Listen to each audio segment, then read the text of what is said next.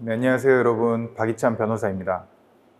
이번 시간부터 이제 본격적으로 기본 강의 1강에 들어섰는데, 우리가 기본 이론이 있고 앞으로 제 커리큘럼이, 그리고 핵심 이론이 있고, 여기서 이제 문제풀이가 같이 진행이 돼요.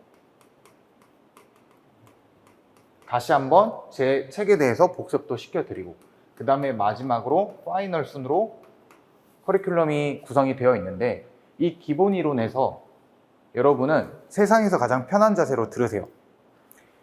적어도 제 강의가 끝나고 나서 여러분께서 책을 쭉 일독을 하시면서 이해돼 이런 느낌만 가져가신다면 기본 강의는 완전 성공이에요. 기본 때부터 여러분께서 무조건 이걸 다 이해하고 암기해야지 라고 접근하지 마시고, 세상에서 가장 편한 자세로 들으면서 관련된 내용, 이거에 대해서 충분히 이해한다, 어떤 느낌인지 알겠다, 이 정도로 목표를 가지고 수강하시기를 바랍니다.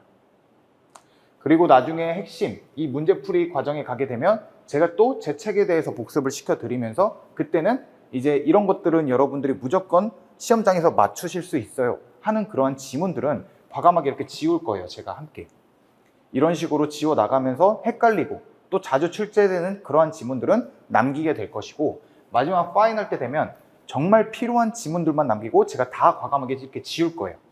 이런 식으로 지우고, 그렇게 되면 우리가 한 페이지를 보게 되면 다 지워지기 때문에 정말 가져가는, 그리고 정말 헷갈리는 지문만 한두 지문만 남게 돼요. 그러면 이 책을 1회독을 하는데 1시간도 안 걸리거든요. 그럼 당연히 이러한 순서대로 제 강의만 잘 수강하신 다음에 마지막에 여러분 스스로 한 1, 2회독만 한다. 그러면 당연히 시험장에서 고득점이 안 나올 수가 없어요.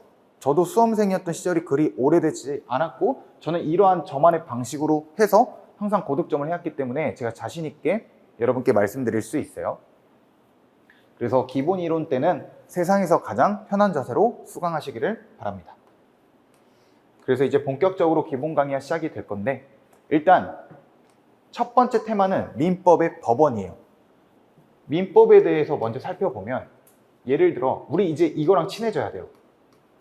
사실 우리는 아무래도 한자 세대보다 영어 세대이기 때문에 그냥 A라는 사람이 있습니다, B라는 사람이 있습니다, 철수라는 사람이 있습니다, 내지는 영이라는 사람이 있습니다, 이런 식으로 지금까지 대부분 교과서에서 사람을 표시할 때 이런 구조로 많이 접하셨을 텐데, 우리 법학으로 넘어왔을 때는 이제 이 친구들 A, B라는 사람, 또 철수와 영이라는 사람과 이제 거리를 둬야 돼요. 이렇게 접근하지 마시고 앞으로는 갑, 이게 이제 갑을 표시하는 거고, 을이라고 이렇게 표시를 해요, 한자가. 그래서 얘네들 간의 사람 대 사람 간의 관계를 갑, 을, 뭐 또 병이라는 사람이 나중에 또 나타날 거고, 또 정이라는 사람이 나타날 거예요. 우리는 이러한 이제 친구들과 친해져야 돼요. 왜냐하면 실제 시험장 가면 지문이 갑이라는 사람이 있다, 을이라는 사람이 있다, 그리고 친구 병이라는 사람이 있다, 이렇게 출제가 되기 때문에 우리는 이제 얘네들과는 좀 거리를 두고 얘네들과 친해져야 된다. 그래서 제가 앞으로 사례를 들면서 계속 갑이라는 사람이 있죠 여러분, 을이라는 사람이 있죠 여러분, 이런 식으로 여러분께 말씀을 드릴 거기 때문에 그냥 자연스럽게 익혀질 거예요. 법학이랑 친해질 거예요. 그래서 그렇게 이해해 주시면 될 것 같습니다. 그래서 이제 본격적으로 민법, 그 다음에 법원, 이거에 대해서 살펴볼 건데, 예를 들어서 갑이라는 사람이 있고요, 또 을이라는 사람이 있어요. 얘네 둘이 핸드폰에 대해서 매매 계약을 체결하려고 해요. 매매 계약. 여기서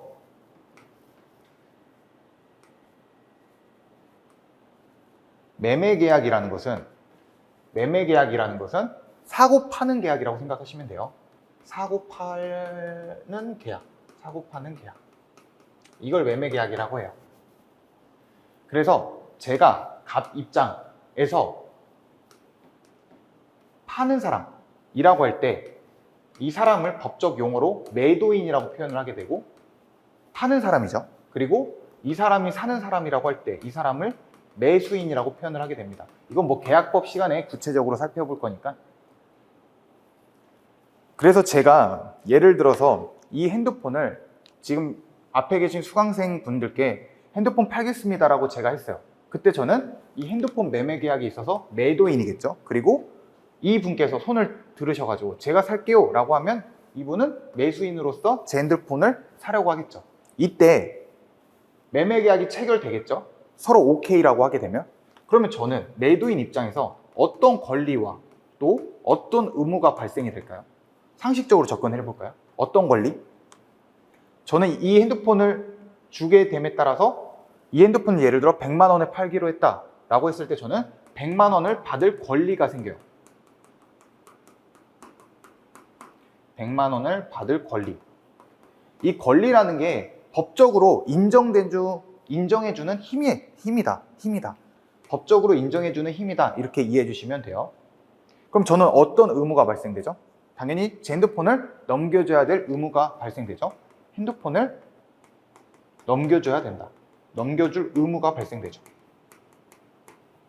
그럼 반대로 매수인 입장에서는 어떤 권리가 발생될까요? 얘 입장에서는 매도인에서의 의무가 매수인에게는 권리가 돼요. 서로 반대라고 생각하시면 돼요. 그렇다면 매수인은 핸드폰을 넘겨받을 권리가 발생되겠죠. 핸드폰을 넘겨받을 권리.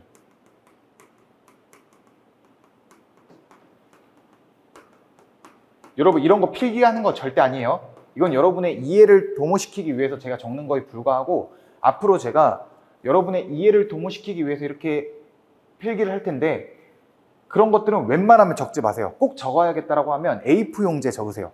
이 책에 절대 필요한 것들 외적으로 불필요한 내용들은 절대 필기 안 해 주시기를 당부드려요. 그리고 제가 꼭 필요한 내용들은 여러분 이런 것들은 적으세요, 가필하세요 이런 식으로 말씀을 드릴 거니까. 그럼 매수인에게는 어떤 의무가 발생되죠? 바로 매도인의 권리, 100만 원 받을 권리에 대한 반대니까 100만 원을 줄 의무가 발생되겠죠. 100만 원을 줄 의무가 발생된다. 의무. 그래서 민법이라는 건 뭐냐? 민법이라는 것은 이러한 당사자 간에 어떠한 계약을 체결해. 이때 이게 매매 계약일 수도 있고 우리가 계약법 시간에 구체적으로 배울 건데 매매뿐만 아니라 임대차 계약이 될 수도 있고 뭐 도급 계약, 여행 계약 등등 관련된 계약들이 있을 때 이러한 계약을 체결함에 있어서 당사자 간에 어떠한 권리 의무가 발생이 될 거예요. 이거에 대해서 민법이 규율을 해요. 이게 바로 민법이에요. 당사자들 간에 어떠한 계약이 있어서 민법이 강제적으로 들어와서 권리 의무에 대해서 규율하는 거. 이게 민법이다. 이렇게 이해해 주시면 돼요. 그래서 민법이라는 것은 우리가 대원칙이 사적 자치 원칙이라고 하거든요. 사적 자치의 원칙. 이게 무슨 말이냐면 사적이라는 건 말 그대로 사적인 영역, 즉 개인 간의 영역에 대해서는 자치, 너네 스스로 해라. 그게 민법의 핵심이에요. 사적인 영역, 그거에 대해서는 너네 스스로 알아서 해라. 예를 들어 얘네들 간의 계약을 체결하려고 할 때 너네들 간의 사적인 영역은 너네 마음대로 해. 국가가 민법을 통해서 강제로 너네들에 대해서 규율하면 안 돼. 그래서 민법은 기본적으로 사적 자치 원칙이 적용된다고 하는데 혹시 형법에 대해서 공부하신 분들에 대해서는 형법의 대원칙은 이제 제형 법정주의잖아요. 여기서 뭐 유추해서 금지의 원칙 이런 게 나오고 이런 형법에 대해서 이렇게 아는 분들은 민법은 형법과 달리 사적 자치 원칙이 적용된다. 사적인 영역 너네 스스로 알아서 해라. 국가가 과도하게 개입하지 마라.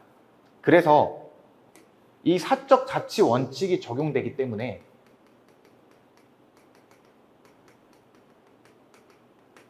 기본적으로 우리 민법이 1119조로 규정되어 있거든요. 이때 강행 규정이 있고 임의 규정이라는 게 있어요. 먼저 강행 규정이라는 건 뭐냐?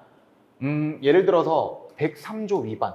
이게 대표적인 강행 규정 위반인데 우리 103조에 따르면 반사회적인 계약, 즉 사회적으로 반하는 계약을 체결하는 것은 무효다라고 규정하고 있어요. 예를 들어서 제가 저라고 하다기보다는 갑이라는 사람이 있어요. 갑이라는 사람이 친구 을에게 야, 내가 평소에 병이라는 애를 너무 싫어하는데 너가 대신에 얘를 좀 죽여줘 라는 청구 살인계약을 체결하려고 해요. 살인계약. 그러면서 이 사람이 이 사람한테 1억을 줬어요. 그러면 이 계약은 어떨까요? 민사적으로? 당연히 사회적으로 반하는 계약이죠. 이런 경우에는 103조에 해당하기 때문에 무효예요. 무효. 그리고 이러한 103조는 강행 규정으로 규정하고 있기 때문에 이게 의미하는 게 뭐냐? 당사자 간에 이 해당 조문과 관련된 내용들, 예를 들어 여기 관련된 내용으로는 사회적으로 반하는 계약은 무효로 한다라고 규정하고 있거든요. 그 계약은 아예 없었던 것으로 한다. 그게 무효를 의미하는 건데, 이 조문에 대해서 당사자들 간의 관련 내용과 달리 합의할 수 있다. 우리 비록 103조에 반사회적인 계약은 무효로 한다라고 규정하고 있더라도 우리 그 조문 우리끼리 적용시키지 말자, 이렇게 보게 되면 이건 임의 규정이에요. 그 관련된 규정 1119조로 적용되는 이러한 규정들은 임의적이기 때문에 당사자 간에 얼마든지 합의로 다르게 할 수 있다. 근데 강행 규정은 이러한 103조처럼 반사회적인 법률 행위는 그러한 계약은 무효로 한다라는 103조 관련된 규정은 당사자 간에 야, 우리 이 조문 우리끼리 적용시키지 말자. 그래서 이거는 무효가 아니라 유효로 가자라고 당사자 간에 합의로 다르게 할 수 없어요. 그게 바로 강제적으로 규정한 강행 규정이다. 이렇게 이해해 주시면 되는데, 그러면 우리 민법이라는 건 사적 자치, 너네 사적인 영역은 너네 스스로 알아서 해, 국가가 과도하게 개입하지 마 라는 것이 가장 핵심적인 민법의 가치인데, 그렇다면 여러분이 보시기에 강행 규정이 많을까요? 임의 규정이 많을까요? 이 1119조 관련해 가지고 당연히 임의 규정이 거의 99%예요. 99%. 따라서 강제적으로 규정한 것은 정말 몇 개가 안 돼요. 그래서 출제자들은 이거 가지고 출제를 왕왕 내겠죠. 그래서 일단 민법의 개념은 이렇다. 이 정도의 좀 느낌을 가져가세요. 민법은 당사자 간에 어떠한 계약을 체결함에 있어서 권리 의무가 발생이 되고 이거에 대해서 국가가 강제적으로 규율하는 법이다. 그거는 1119조로 규정되어 있는데 보통 관련된 규정은 임의 규정이 대부분이다. 따라서 예를 들어 민법 7조에 이렇게 규정하고 있는데 이거와 다르게 여기 7조에 나타난 내용과 달리 얘네들은 다르게 합의할 수 있다. 이 조문을 그냥 우리 적용시키지 말자라고 할 수 있다. 반면에 강행 규정이라고 하면 103조에 대해서 얘네들끼리 그 관련된 내용과 다르게 할 수 없다. 그리고 우리 민법은 사적 자치 원칙이 적용되기 때문에 당연히 임의 규정이 99% 이상이고 강행 규정은 얼마 없다. 일단 이 정도로 민법과 친해진다라는 느낌으로 받아주시면 좋을 것 같고요. 그럼 이제 본격적으로 민법에 대한 법원에 대해서 배울 거예요. 여러분이 생각하시기에 여기서의 법원은 뭘 의미할까요? 아마 10명 중에 10분이 민법의 법원, 여기서의 법원은 판사들이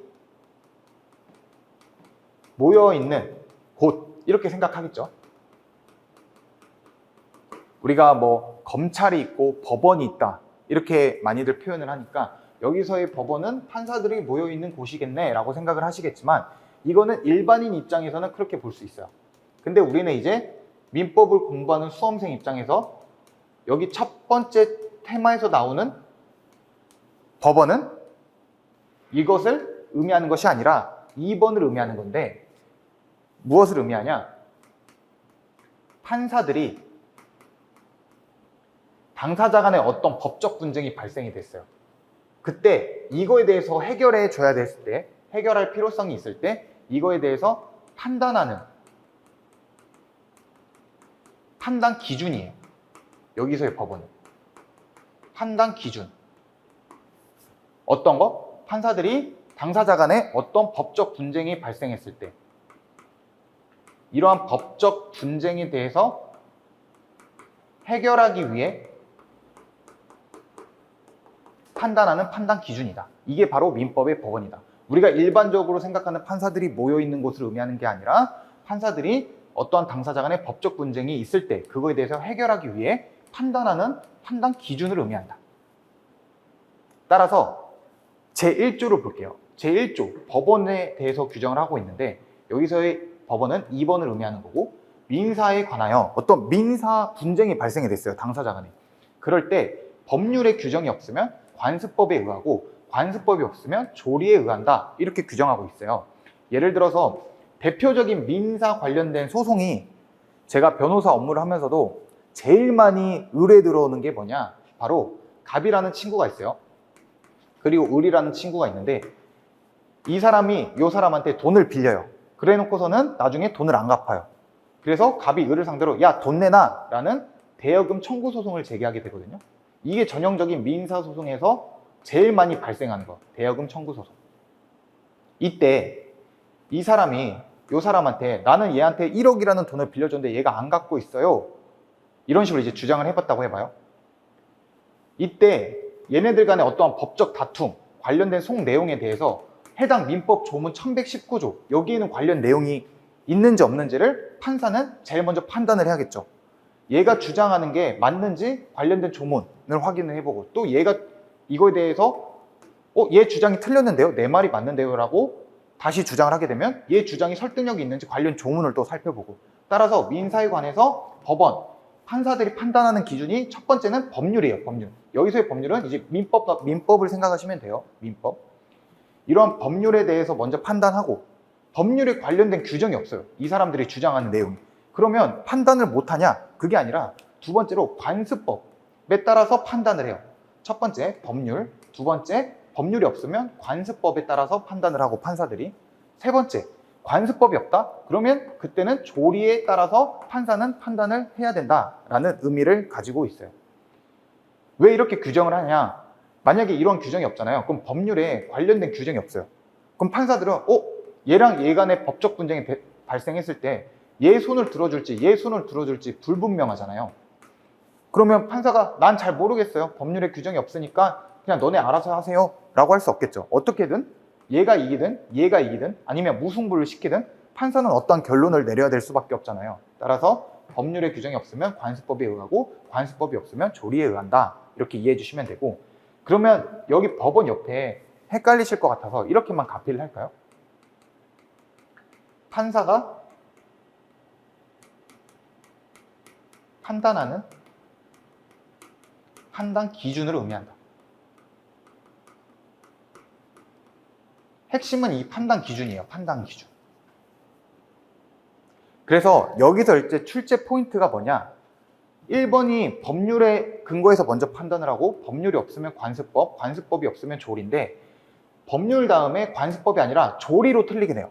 그래서 민사에 관하여 법률의 규정이 없으면 조리에 의하고 조리가 없으면 관습법에 의한다. 이렇게 틀리게도 많이 돼요. 그래서 이 순서가 중요해요. 법률, 관습법, 조리. 그래서 민사, 당사자 간에 어떠한 민사 분쟁이 발생했을 때 적용되는 법률이 뭐냐? 첫 번째는 법률, 그 다음에 관습법, 세 번째는 조리다. 그래서 제가 이제 핵심 강의 또 파이널 가게 되면 이런 건 이제 과감하게 제가 지우겠죠. 왜? 여기 바로 밑에 나왔으니까. 그래서 암기 팁으로 그냥 법관조다, 법관조. 근데 이것도 처음에만 그냥 뭐 그러려니 하지 이것도 한 2회독, 3회독 하면 여러분이 이거는 자연스럽게 익혀요. 막 암기하려고 열심히 노력을 할 필요가 없어요. 그냥 자연스럽게 익히기 때문에 막 처음부터 암기해야지 이렇게 접근하지 마세요. 그럼 우리가 이제 배우는 건 법률이 뭘까? 이거에 대해서 학습을 할 거고 두 번째, 관습법이란 뭘까? 또 마지막, 조리라는 것은 무엇을 의미하는 건가? 이런 거에 대해서 이제 학습한다고 보시면 돼요. 일단 첫 번째 출제 포인트는 뭐다? 법률 다음 관습법이고 조리지 출제자들은 법률 다음에 조리, 그 다음에 관습법이다 이렇게 틀리게 된다라는 점을 좀 인지를 하세요. 그래서 제가 항상 강약 조절 여러분께 해드릴 거예요. 강약 조절. 저도 이제 수험 법학을 할 때 대학교 때부터 모든 교수님들 또 강사님들이 처음부터 그냥 쭈루루룩 설명을 해주셨어요. 그래서 뭐가 출제 포인트고 뭐가 중요한지 전혀 인지를 못해서 모든 지문을 다 봤거든요. 그러다가 제가 이제 공인중개사 취득을 하고 또 변호사 자격증을 취득하는 이 10년의 기간 동안 그리고 현재 강의를 하면서 많이 느끼지만 실제 시험장에서 필요로 하는 건 요 정도밖에 없어요. 얘네들은 다 필요가 없어요. 그래서 과감하게 안 봐도 되는 부분들인데 강약 조절이 전혀 안 되어 있었기 때문에 제가 처음 공부할 때는 정말 다 강처럼 공부했으니까 법학이라는 과목은 굉장히 어려운 과목 그리고 굉장히 방대한 과목이구나 라고 착각을 했어요. 따라서 강약 조절이 굉장히 중요하다. 이렇게 이해해 주시면 되고 그럼 이제 본격적으로 법률부터 살펴볼까요? 여기 첫 번째 법률. 민법 제1조에서의 법률은 우리가 흔히 아는 국회에서 제정한 법률만을 의미하는 것이 아니에요. 그러니까 민법전, 이 1119조로 규정된 민법전만을 의미하는 게 아니에요. 여긴 지금 민사적인 영역이니까. 따라서 여기서의 법률은 국회가 제정한 형식적인 법률뿐만 아니라 국제조약, 국제법규, 대통령령, 총리령, 긴급명령, 대법원 규칙, 조례, 헌법재판소의 결정 등 거의 대부분의 여기서의 법률에 포함이 된다. 즉 무인법의 법원, 민법에 대한 판단 기준이 된다. 이렇게 이해해 주시면 돼요. 민사 분쟁 시 법원의 판단 기준이다. 그래서 일단 이렇게 이해해 주시고, 출제자는 뭐뭐만을 의미한다로 항상 O로 가지고 장난을 많이 쳐요. 그래서 제가 이렇게 굵게 표시한 거, 이거는 출제자들이 제일 많이 장난치는 부분이기 때문에 이걸 가지고 O로 자주 틀리게 된다. 또 여기선 포함되지 않는다. 이걸로 굉장히 틀리게 되기 때문에 이렇게 제가 굵게 표시한 거예요. 여기에 좀 집중을 해라. 그래서 우리가 법이 있으면 가장 최상위 법이 헌법이고, 그 다음 바로 밑에가 법률이고, 그 다음에 명령, 조례, 규칙 등이 있겠죠. 이때 여기서의 법률, 우리가 지금 배우는 여기서의 법률이 이 자체의 법률만 의미하냐, 즉 이것만 의미하냐, 국회가 제정한 형식적인 법률만을 의미하냐가 아니라 얘네들 다 포함된다는 거예요. 이해되시죠? 그래서 여기서의 명령이 지금 대통령령, 총리령, 여기 령이 나와 있죠. 명령을 의미하는 거예요. 대통령이 규정한 명령, 또 총리가 규정한 명령. 여기 조례라는 것은 지방자치단체가 자신의 자치사무에 관련된 어떠한 법에 대해서 제정한 거. 여기는 대법원이 스스로 자기네들 판단할 때 이러한 기준점을 가지고 판단하세요 라는 걔네들만의, 판사들만의 자체적인 법, 그걸 대법원 규칙이라고 하고요. 긴급명령 같은 경우에도 대통령이 이제 긴급적으로 필요에 따라서 명령 내리는 거, 명령. 또 헌법재판소에 어떤 결정이 일어났다, 이것도 당연히 민사분쟁 시 법원이 판단하는 판단 기준이 돼요. 헌재에서는 이렇게 판단했네, 이런 식으로. 그래서 예를 들어보면 민사에 관한 헌법재판소의 결정은 민법의 법원이 될 수 있다. 이 말은 즉 민사분쟁 시 판단이 법원의 판단 기준점이 될 수 있다. 그리고 여기에 나오는 예시는 여러분, 제가 실제 그 한국산업인력공단에서 뭐 노무사, 행정사, 간평, 변리 이런 데서 출제된 것들, 지문들, 그걸 다 제가 예시로 들고 온 거예요. 제가 막 직접 예시를 막 아무거나 들고 온 게 아니라. 그래서 이건 다 실제 시험에서 나온 지문이다, 이렇게 이해해 주시면 돼요. 여기까지 이해되셨고, 다음으로 예시를 보면 우리나라가 가입한 어떤 국제조약, 예를 들어서 미국과 한국 간에 뭐 어떤 조약을 체결했어요. 그래서 뭐 우리 소고기에 대해서, 미국의 소고기에 대해서 한국 너네들이 얼마에 사가, 뭐 이런 조약을 체결했다라고 해봐요. 국가 간의 계약을 체결했다고 했을 때, 이러한 우리나라가 가입한 국제조약, 외국과의 어떠한 계약은 민법, 우리나라 자체적으로 있는 민법, 상법, 국제사법보다 우선 적용된다라고 우리 판례가 하나 본 게 있어요. 그래서 이거는 거의 출제가 잘 안 되는데 거의 한 5년 내지는 7년? 이때 한 번씩 옳은 지문으로만 출제돼요. 그래서 이거는 그냥 눈에 바르는 정도로만 갖고 계시고 자주 출제되는 그러한 지문은 아니다. 이렇게 이해해 주시면 되고, 제일 많이 출제되는 건 여기 볼드 표시한 거. 이게 제일 많이 출제돼요. 그리고 여기서 하나 팁을 드리면, 우리 앞으로 뭐뭐만을 의미한다라고 나오잖아요. 그러면 거의 틀릴 지문일 가능성이 굉장히 높아요. 왜냐하면 법이라는 것은 원칙이 있으면 항상 따라오는 것이 예외예요, 여러분. 예외. 그게 무슨 말이냐? 법이라는 것은 사람들 간에 지켜야 하는 최소한의 약속에 불과해요. 따라서 시대가 흐름에 따라서 얼마든지 법 관련된 내용은 바뀔 수 있어요. 대표적인 예시로 우리 형법상 예전에는 낙태를 했어요. 그럼 낙태죄로 처벌했고, 간통을 했어요. 그럼 간통죄로 처벌했어요. 아이를 자기가 키울 자신이 없어가지고 어머니가 그냥 강제로 아이를 지웠다.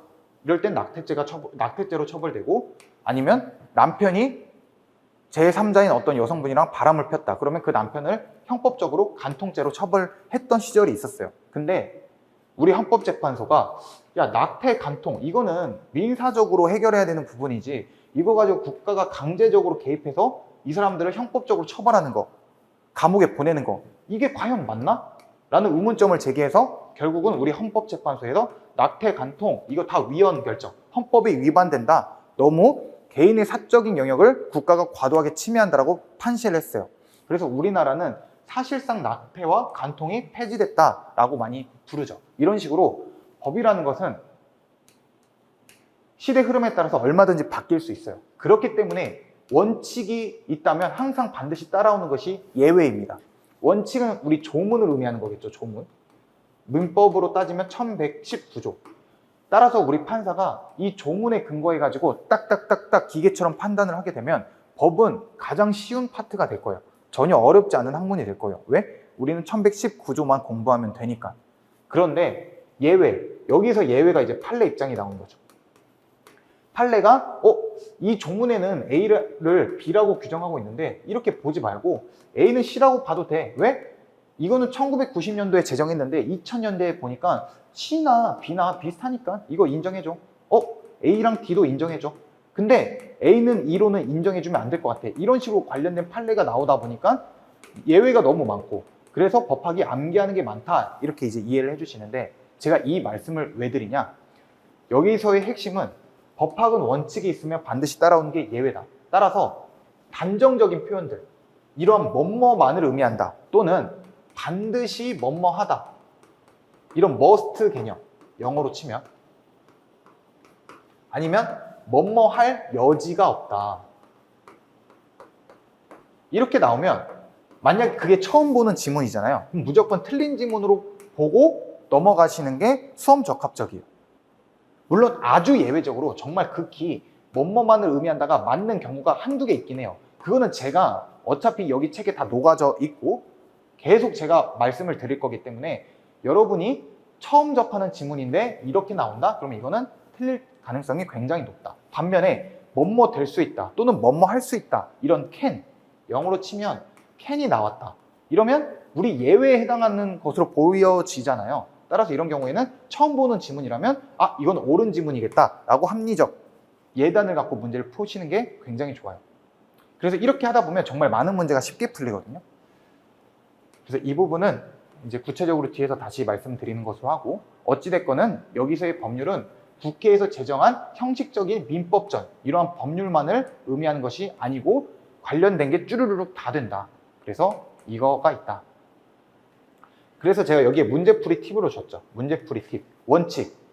뭐뭐도 다 웬만하면 민법의 법원이 될 수 있어요. 즉 민사 관련해서 판사들이 판단할 수 있는 판단 기준점이 될 수 있는 거예요. 다만 딱 예외. 첫 번째가 사실인 관습과 두 번째 판례. 얘네들만큼은 민법의 법원으로 보지 않아서 여기서의 법률에 해당하지 않아요.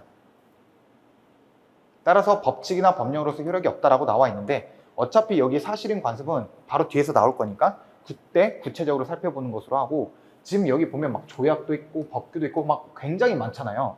그럼 이걸 여러분들이 다 이해하고 암기하는 것보다는 그냥 몇 번 눈에 바르는 정도로 하고, 핵심은 이건 딱 두 개만 알고 계시면 되니까 이것만 여기서의 법률이 아니기 때문에 판사들이 판단하는 판단 기준점이 될 수 없다. 즉 민법의 법원이 될 수 없다. 이거를 암기하는 게 훨씬 적합적이에요. 그리고 여기서도 거의 대부분 이거 가지고 제일 많이 90% 이상 장난을 쳐요. 판례는 정말 막 몇 년에 한 번씩, 이건 좀 학자들 간의 대립이 있기 때문에, 그래서 사실인 관습이 민법의 법원, 즉 여기서의 법률에 해당하냐 하지 않느냐, 이거 가지고 제일 많이 출제를 합니다. 그래서 일단 이렇게까지 알고 계시면 좋을 것 같고요. 여기 헌법재판소의 결정과 판례, 이게 같은 거 아니야? 라고 오해하실 것 같아서 말씀을 드리면, 이 여기서의 판례는 대법원에서 판사들이 모여가지고 판결한 거, 이거를 판례라고 하고, 헌법재판소에서 판단한 것은 결정이라고 표현을 해요. 그래서 이건 양자가 누가 헌재가 있냐 대법원이 있냐에 따라서 다르기 때문에 헌법재판소의 결정은 법률에 해당하지만 여기서 판례, 대법원 판결에 따른 판례는 민법의 법원이 될 수 없어요. 그래서 이렇게 이해해 주시면 될 것 같고요. 이렇게 법률을 살펴봤어요. 다음으로는 관습법에 대해서 살펴볼 건데, 의미를 먼저 살펴보겠습니다. 사회 구성원들 간에 오랜 기간 형성된 관습을 법으로 인정시켜주는 것. 그래서 관습을 법으로 인정시켜준다라고 해서 관습법이라고 표현을 해요. 대표적인 예시가 우리 한번 헌법적으로 가볼게요. 이게 좀 더 와닿을 것 같아요. 우리 대한민국, 우리나라의 수도는 어디인가요, 여러분? 서울일까요? 부산일까요? 광주일까요?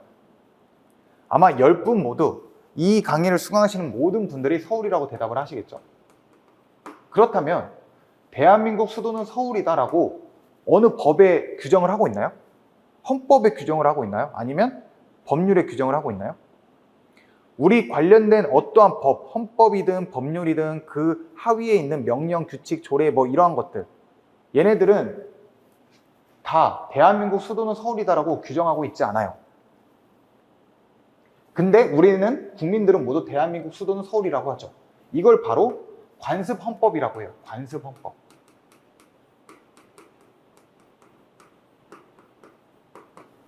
무슨 말이냐? 관습적으로 오랜 기간 우리 국민들이 대한민국 수도는 서울이지 라고 우리가 북한이랑 찢어진 뭐 50년대 이후부터 계속 이렇게 불러왔기 때문에 이게 지금 현재 2025년 기준으로 거의 75년 동안 인정해왔잖아요. 이렇게 관습적으로 우리나라 모든 국민이 대한민국 수도는 서울이다라고 해서 이거는 헌법적으로 인정이 된다, 법으로 인정이 된다라고 해서 이걸 관습헌법이라고 하거든요. 그럼 관습법이 좀 이해가 되시죠? 오랜 기간 국민들이 형성해온 어떤 관습이 법으로 인정되는 것이다. 이렇게 이해해 주시면 돼요. 그리고 제가 아까 말씀드릴 때 헌법, 법률, 그 다음에 명령, 규칙, 조례인데 이제 조례, 규칙 이렇게 말씀드린 부분이 있는데 뭐 이건 중요하지 않으니까 관련 하위 법령은 우선 다시 돌아가서, 그리고 이러한 관습법이 존재하는지 여부는 법원이 너가 스스로 직권으로 조사를 해야 되는 법원의 직권 조사 사항이에요. 그 말은 당사자가 별도로 주장 입증할 필요가 없다라는 얘기입니다. 예를 들어서 대한민국 수도는 서울이다라고 했을 때 이거에 대해서 법적 분쟁이 있다고 해볼게요. 갑이라는 사람과 을이라는 사람이. 그래서 우리가 뭐 정부가 대통령실을 서울에서 뭐 세종으로 가네 안 가네 이 얘기가 굉장히 오래전부터 있었잖아요. 그때 이 갑이라는 사람은 대한민국 수도는 서울입니다 라고 주장을 하고, 아닙니다, 그런 거는 관련된 법이 존재하지 않습니다 라고 얘는 주장을 하고 있는 상황이에요. 판사님 앞에서. 이때 판사님이 얘네들이 별도로 관습법이라는 것이 존재하지 않다 또는 존재한다 라고 주장 입증을 판사님 앞에서 안 하더라도 이 사람이 직권으로 대한민국 수도는 서울이다, 이거에 대한 관습헌법을 인정할 수 있는가? 라는 판단을 할 수 있다는 거예요. 얘네 스스로 조사해가지고 판단해 볼 수 있다. 법원 직권조사사항이다. 따라서 당사자가 주장 입증할 필요가 없다. 이렇게 이해해 주시면 되고요. 다음, 관습법의 존부. 여기서의 존부는 존재 여부예요. 존재 여부. 관습법의 존재 여부는 당사자의 주장이나 입증을 기다리지 않고 누가? 법원이 직권으로 확정한다. 이렇게 이해해 주시면 되고, 그렇다면 이제 본격적으로 관습법이 성립하기 위한 요건은 어떻게 되냐? 이거에 대해서 살펴볼 건데, 첫 번째, 관행은 거듭된, 그러니까 계속 반복되어 온 어떤 관행이 있어야 된다. 또 사회 일반, 즉 국민들의 법적 확신, 이걸 법적으로 인정시켜줄 필요가 있다, 이런 확신을 가져야 된다는 건데, 즉 사회 구성원, 국민들의 승인이 필요하다. 이건 그냥 눈에 바르는 거예요. 눈에 바르는 거.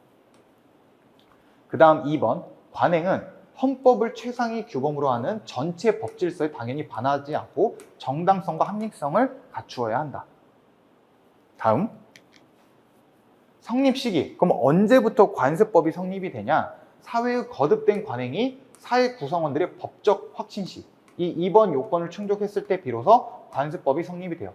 그래서 우리 국민들은 대한민국 수도는 서울이다라는 법적 확신이 뭐 50년대부터 서울을 수도라고 했다면 한 70년 내지는 80년부터는 확신을 가졌겠죠. 그럼 이때부터는 대한민국 수도는 서울이다라는 관습헌법이 성립이 되는 거죠. 따라서 사회 구성원들의 법적 확신 시에 관습법이 성립되는 거지, 언제가 아니다. 법원이 실제 땅땅땅 재판을 하거나 판결에 의해서 관습법의 존재가 사실상 확인된 시점. 무슨 말이냐? 법원이 대한민국 수도는 서울입니다 하고 땅땅땅 했을 때 비로소 관습법으로 성립되는 것이 아니라 언제? 그냥 국민들이 법적으로 확신했을 때 관습법이 성립된다. 그래서 이것도 이렇게 제가 표시한 게 이거 가지고 출제자들이 장난을 친다라는 것을 여러분께 말씀드리고자 이렇게 밑에 지문을 적었습니다. 다음으로 관습법의 성립 효과가 어떻게 되냐, 효과가. 관습법은 민사에 관하여 법원이 된다. 그 말은 민사가 실제 당사자들 간의 법적 분쟁이 발생했을 때 법원이 자체적으로 판단할 수 있는 기준점이 된다. 관습법은. 이해되시죠? 그리고 이런 관습법은 법령, 우리 민사 분쟁 시 법원이 판단하는 기준이 첫 번째가 뭐였죠? 법률이었죠. 그 다음에 두 번째가 관습법이었죠. 따라서 관습법은 여기 법령에 저촉되지 아니하는 한 당연히 법칙으로서 효력이 인정이 돼요. 여기에 저촉되면 당연히 법칙으로서 효력이 안 되죠. 왜? 얘가 우선되니까. 여기서의 법령은 법률 플러스 명령이다, 이렇게 생각하시면 돼요. 이런 건 전혀 중요하지 않은데 여러분이 그래도 좀 모르실 수도 있을까 봐. 그래서 법령이라고 표현을 해요. 근데 여기서의 법률은 우리가 알고 있는 일반적인 법률을 의미하는 것이 아니라 그 하위 법령이 명령이나 규칙이나 조례나 이런 것들이 다 포함된다라고 말씀을 드렸죠. 다만 예외적으로 법률로 보지 않는 것, 즉 민사에 관하여 법원으로 보지 않는 게 딱 두 가지가 있고, 사실인 관습이 있다, 그 다음에 판례가 있다. 사실인 관습과 관련된 부분은 바로 뒤에서 구체적으로 살펴볼 예정이고요. 그 다음으로 관습법은 성문법에 대한 보충적 효력이지 성문법과 대등하거나 또는 관습법이 우선되지 않는다. 이 말이 무슨 말이냐면, 여기서의 성문법은 말 그대로 우리 법전이 지금 다 글로 이렇게 1119조로 법전에 적혀 있을 거 아니에요. 이게 성문법이에요. 글로 적혀 있는 거. 다른 말로 제정법이라고요. 그러니까 대표적으로 이거죠. 법률. 따라서 법률이 첫 번째고 그 다음에 법률이 없을 때 판사들이 2번 관습법을 가지고 판단을 하는 거기 때문에 관습법은 이러한 법률, 성문법에 대한 보충적 효력이지 성문법과 지금 동일하지 않죠. 얘를 가장 최우선으로 판단하니까. 따라서 대등, 동일하지 않고 내지는 관습법이 우선하는 것도 아닙니다. 보충적 효력에 불과하다. 즉 얘가 없을 때 비로소 관습법이 인정된다. 이렇게 이해해 주시면 되고요. 다음으로는 라점, 판례가 인정한 관습법의 예가 무엇이 있냐, 이거에 대해서 살펴볼 건데, 지금까지 제가 말씀드린 것은 대한민국 수도는 서울이다, 이거는 관습 헌법이라고 했고, 우리는 지금 민법을 배우니까 그럼 민사적인 영역에서 판례가 인정한 관습법은 뭐가 있냐, 즉 법원 판사님들이 인정한 관습법이 뭐가 있냐라고 해서 OX 이렇게 나와 있는데, 이거는 이제 조금 이따가 배울게요. 이건 지금 당장 하는 것보다는 조금 이따 배우고, 일단 먼저 관습법의 효력 상실부터 살펴보도록 하겠습니다. 그럼 관습법은 언제 그 효력이 상실되냐? 1번, 사회 구성원들이 관행의 법적 구속력에 대해서 확신을 더 이상 갖지 못했어. 즉 대한민국 수도는 서울이 아닐 수 있겠다라 이렇게 생각을 갖게 되면 관습법의 효력이 상실돼요. 왜냐하면 관습법의 효력은 국민들이 확신을 가졌을 때 비로소 효력이 발생되니까, 또는 관행에 대한 사회 구성원들의 법적 확신이 약화 내지는 소멸되어 헌법을 최상위 규범으로 하는 전체 법질서에 반하는 경우, 그러면 관습법은 효력이 상실됩니다. 이것도 그냥 눈에 바르는 정도에 불과해요. 이거 가지고 절대 틀리게 안 되니까. 다음, 관습법의 효력 상실의 효력은 어떻게 되냐? 원칙은 장래유예요. 이 장래유 소급표, 이게 의미하는 게 뭐냐면, 법원이 예를 들어서 대한민국 수도는 서울이다라는 관습 헌법이 있는데, 이거에 대해서 우리가 뭐 대통령실이 세종으로 가네 안 가네 이거 가지고 이제 문제가 많았잖아요. 이때 법원에서 판단을 하는 거예요.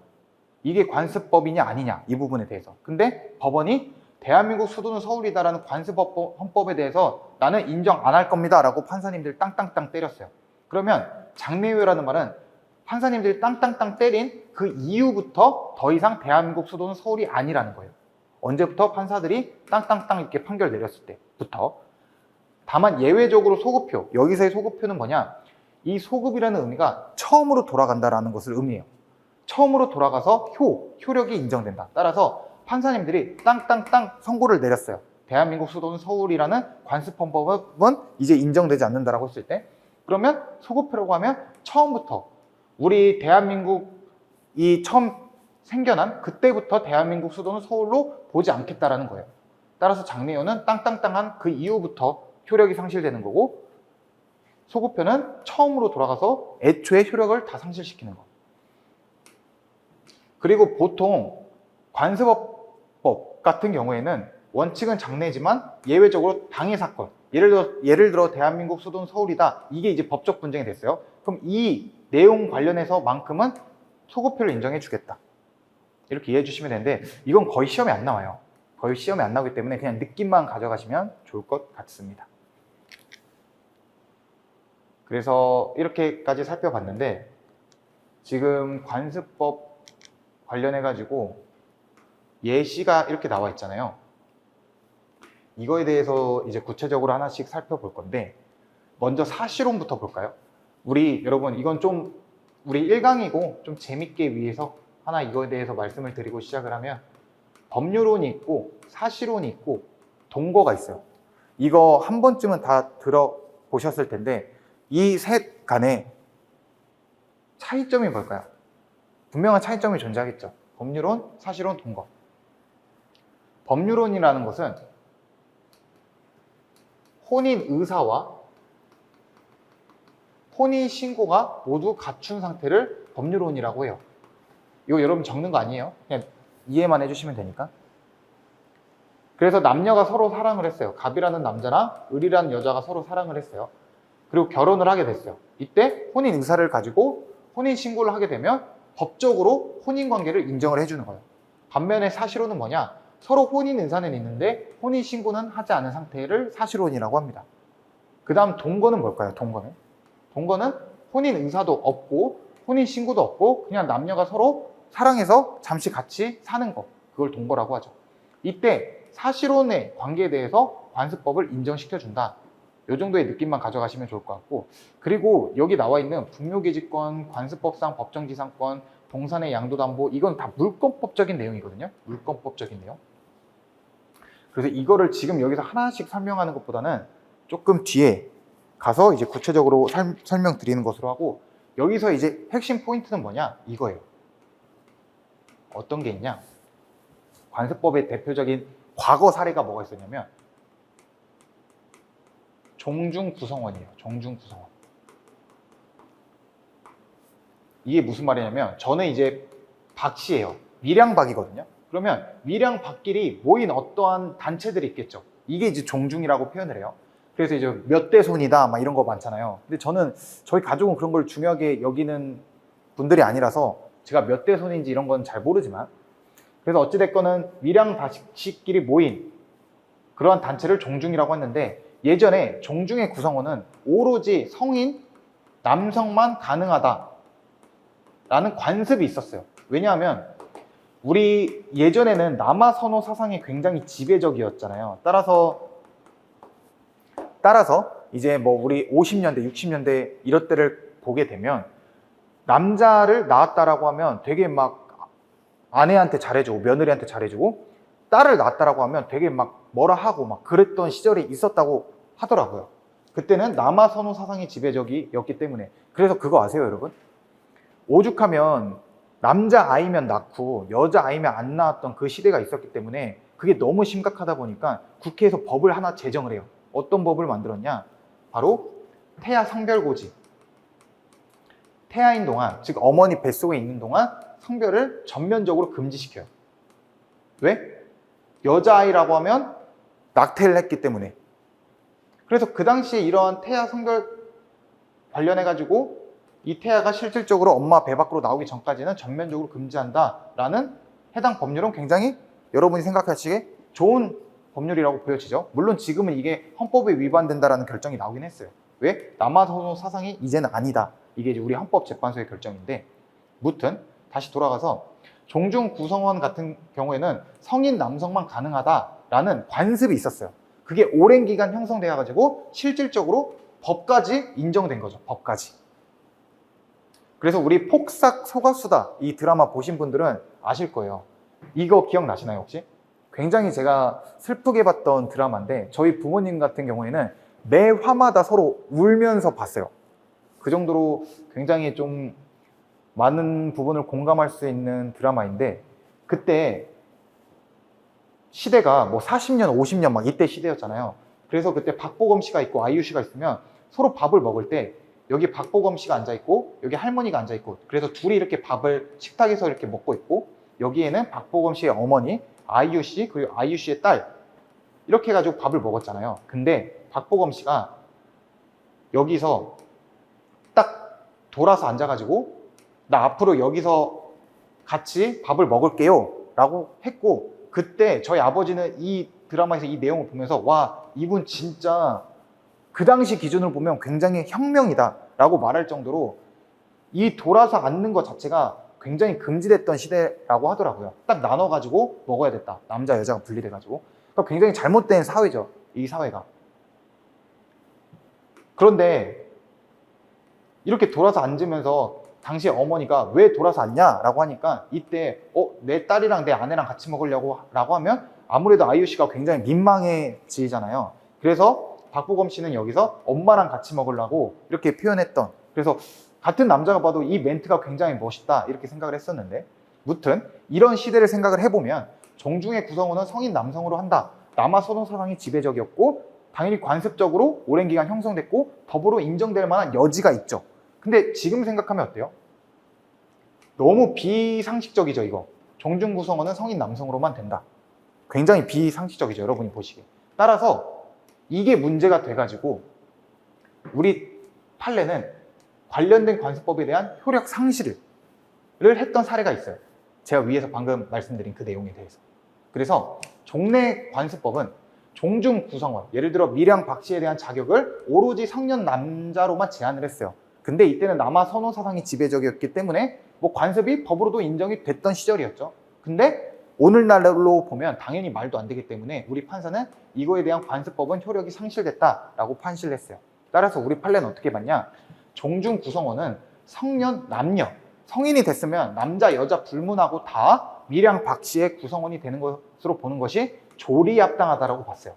우리 민사에 관하여 판단 기준이 즉 민사의 법원이 첫 번째가 법률이었고 두 번째가 관습법이었고 세 번째가 조리였잖아요. 조리.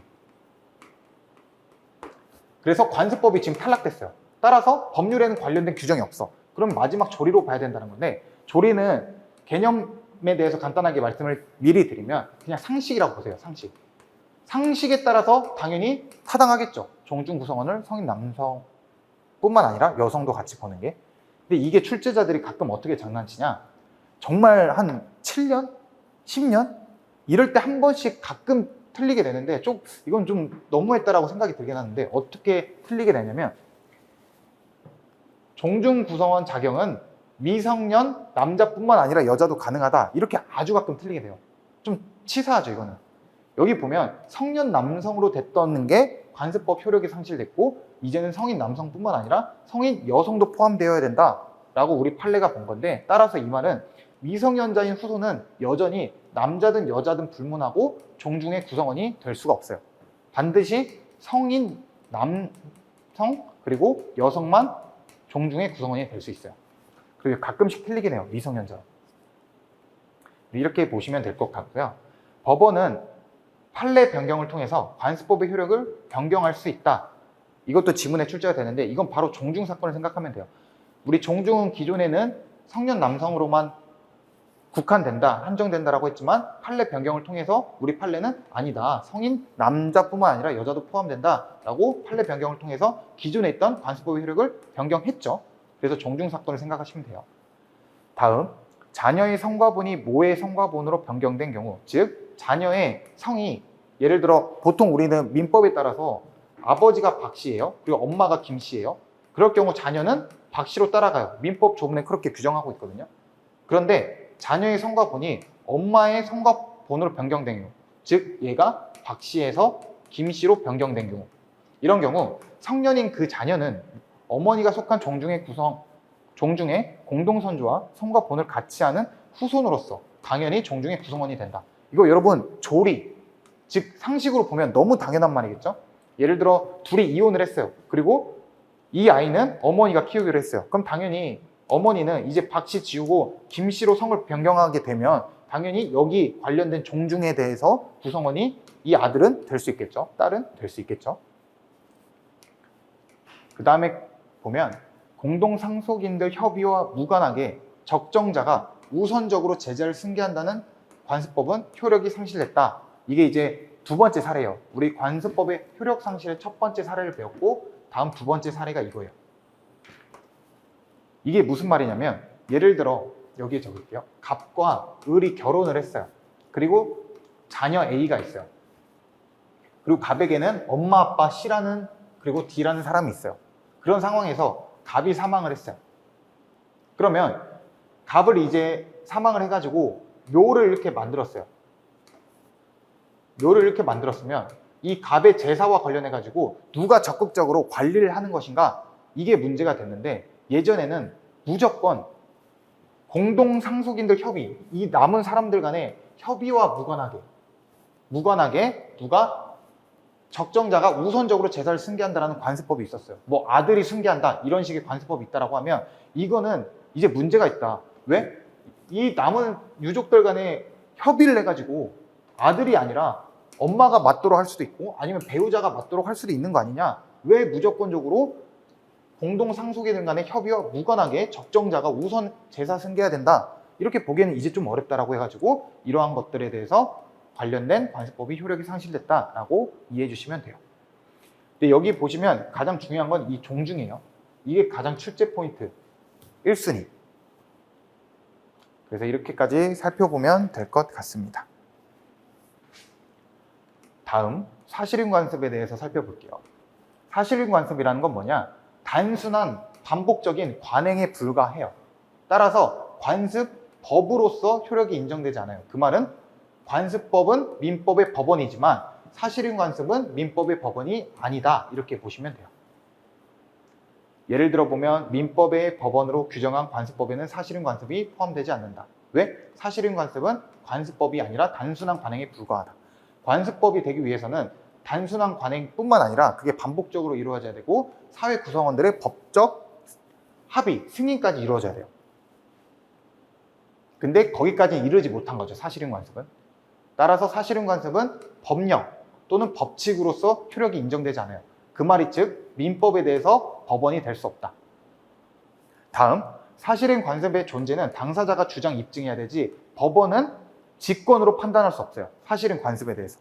그래서 당사자들 간에 어떠한 사실, 우리끼리 이러한 사실인 관습이 존재해요라고 막 주장을 해요. 예를 들어 이 사람들이 군산에 산다고 해봐요. 그러면 군산에서는 항상 뭐 갑이라는 남자가 있고 을이라는 여자가 있으면 남자는 항상 여자한테 져줘야 된다. 이런 사실인 관습이 있다라고 해봐요. 말도 안 되지만 이러한 사실인 관습이라고 자체적으로 있다라고 하면 이거에 대해서 판사님이 예를 들어 서울에 살아요. 서울. 그러면 군산에 있는 이러한 관습에 대해서 전혀 알 수 없잖아요. 따라서 얘네들이 주장을 해야 돼요. 판사 앞에서.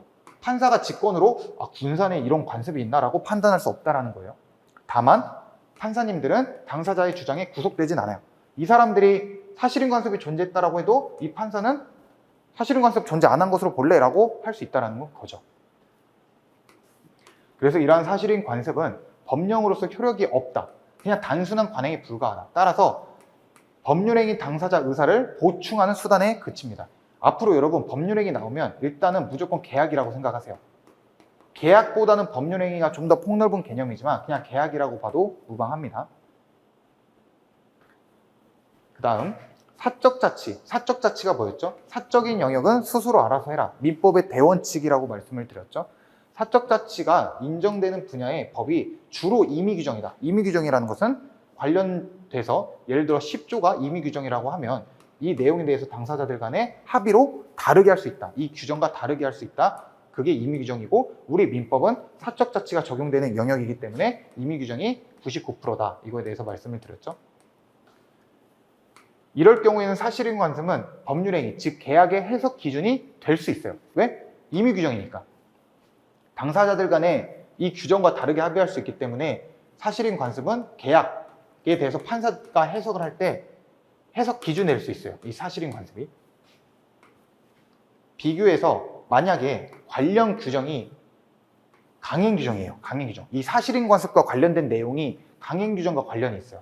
그런 경우에는 사실인 관습은 법률행위 의사를 보충하는 기능으로서 재판의 자료로 활용할 수 없어요. 강행규정인 경우. 반면에 임의규정인 경우에는 사실인 관습은 계약 해석에 있어서 판사님들이 판단할 수 있는 기준점은 될 수 있다. 그치만 얘는 법령은 아니다. 관습법도 아니다. 그래서 법칙, 법으로서 효력이 발생되지 않는다. 그 다음에 보시면 임의 규정과 다른 어떤 관습이 존재했어요. 근데 당사자 간에 어떤 의사가 명확하지 않아. 서로 계약이 있는데 명확하지 않아. 그런 경우에는 관습에 의한다라고 제106조에 규정하고 있습니다. 이건 그냥 눈에 바르는 용도. 그러면 관습법과 사실인 관습이 이제 좀 헷갈리실 거예요. 그래서 출제자들은 이거 가지고 장난을 정말 많이 치는데, 관습법, 사실인 관습 성립 요건은 어떻게 되냐? 사실인 관습은 단순한 관행에 불과해요. 군산사건 생각하세요. 말도 안 되는 사례지만 뭐 남자는 항상 여자한테 져줘야 된다, 아니면 뭐 여자는 항상 남자한테 져줘야 된다, 뭐 이런 자체적인 막 30년도에 이런 사실인 관습이 자체적으로 군산에 있다라고 해볼게요. 말도 안 되는 예시. 반면에 관습법은 거듭된 관행이 존재해야 되고, 예를 들어 군산에 있는 군산 시민들이 대부분이 법적으로도 확신을 가져야 돼요. 이건 법으로서도 확신이 된다. 따라서 이거를 다르게 하게 되면 법적으로 처벌받을 수 있다. 이런 생각까지 가져야지만 비로소 관습법이다. 그리고 이러한 관습법은 민사에 관하여 법원이 된다. 여기서의 법원은 우리가 생각하는 일반적인 법원이 아니라 판사들이 판단할 수 있는, 법적 분쟁 시 판단할 수 있는 판단 기준점이 된다. 이 관습법이. 따라서 법칙으로서 효력이 인정이 돼요. 그리고 이러한 관습법이 존재하는지 여부는 법원이 직권으로 조사해야 된다. 반면에 사실인 관습은 민사에 관하여 법원이 아니다. 따라서 법칙으로서 효력이 없고, 법원이 직권 조사하는 것이 아니라 누가? 당사자가 법원 앞에 가서 판사님 앞에서 실제 주장하고 입증을 해야 돼요. 다만 얘네가 입증한 것에 대해서 판사는 구속되지 않는다 라고 말씀드렸죠. 그래서 이 표를 좀 기억해 주시고, 제일 많이 장난치는 게 이거예요. 그럼 이제 이해가 되시나요? 제가 민사에 관하여 민사의 법원, 즉 판사들이 판단하는 기준점이 첫 번째가 법률이라고 했고요, 두 번째가 관습법이라고 했고요,